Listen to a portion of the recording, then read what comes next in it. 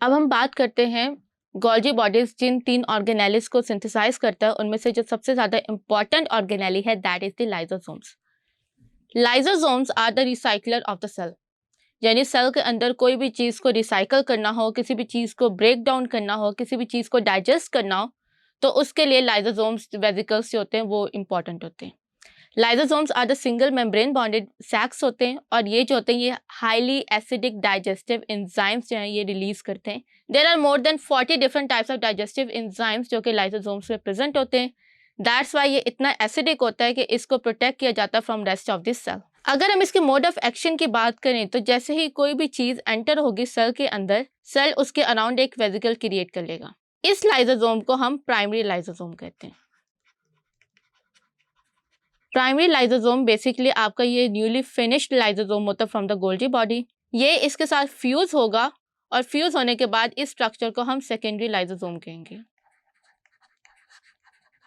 Secondary lysosome इसके अंदर जो भी मॉलिक्यूल होगा, चाहे वो कार्बोहाइड्रेट हो, प्रोटीन्स हो, लिपोप्रोटीन्स हो, उनको सिंपलर सब्सटेंस में जो है ये कन्वर्ट कर देगा फिनिश प्रोडक्ट में, और इसको जो ये वेस्ट मटेरियल होगा इसको हम कहेंगे contractile vacuole. Lysosomes 2 major processes में इन्वॉल्व होते हैं। पहले प्रोसेस का नाम होता है ऑटोफैगी।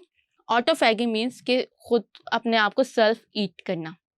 सेल्फ ईट उस कंडीशन में होता है जब आपके माइटोकॉन्ड्रिया या कोई भी ऑर्गेनेली जो होता है उसका नंबर ज़्यादा होता है और सेल को जो होता है वो ज़रूरत होती है न्यूट्रिएंट्स की, या सेल चाहता है कि उसके कुछ ऑर्गेनेलिस जो कि डैमेज हो गए या ओल्ड हो गए उनको वो रिसाइकल कर ले। तो इस प्रोसेस को हम ऑटोफैगी कहते हैं। ऑटोफैगी के अंदर लाइसोसोम उस मॉलिक्यूल या उस ऑर्गेनेली के साथ फ्यूज होता है एंड देन फ्यूज होने के बाद उस मॉलिक्यूल उस ऑर्गेनेली को कन्वर्ट कर देता है इनटू सिंपलर प्रोडक्ट और उन प्रोडक्ट को रिलीज कर देता है सेल में ताकि उस सेल जो है वो उससे न्यू ऑर्गेनेलिस को क्रिएट कर ले।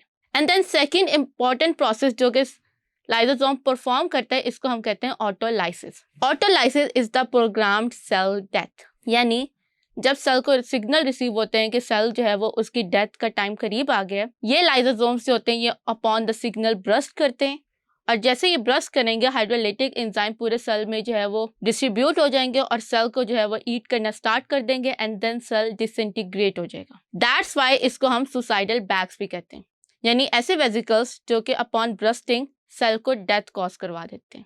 फिर लाइसोसोम्स क्योंकि सेल के अंदर एक बहुत इंपॉर्टेंट रिसाइकलर का प्रोसेस परफॉर्म करते हैं, दैट्स वाई अगर ये ड्यू टू सम रीजन ये आपके सेल के अंदर प्रॉपर्ली प्रेजेंट ना हो तो इनसे रिलेटेड बहुत सारी डिजीजेस प्रोड्यूस होती हैं जिनको हम लाइसोसोमल स्टोरेज डिजीज कहते हैं। इनमें सबसे ज़्यादा इंपॉर्टेंट डिजीज जो है ये टे-सैक डिजीज है।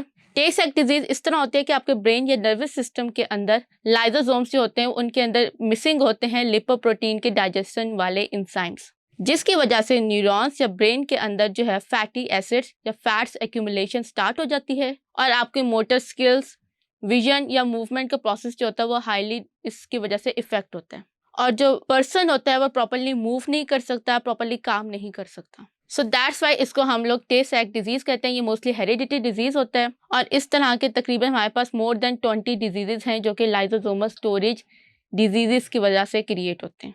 Thank you.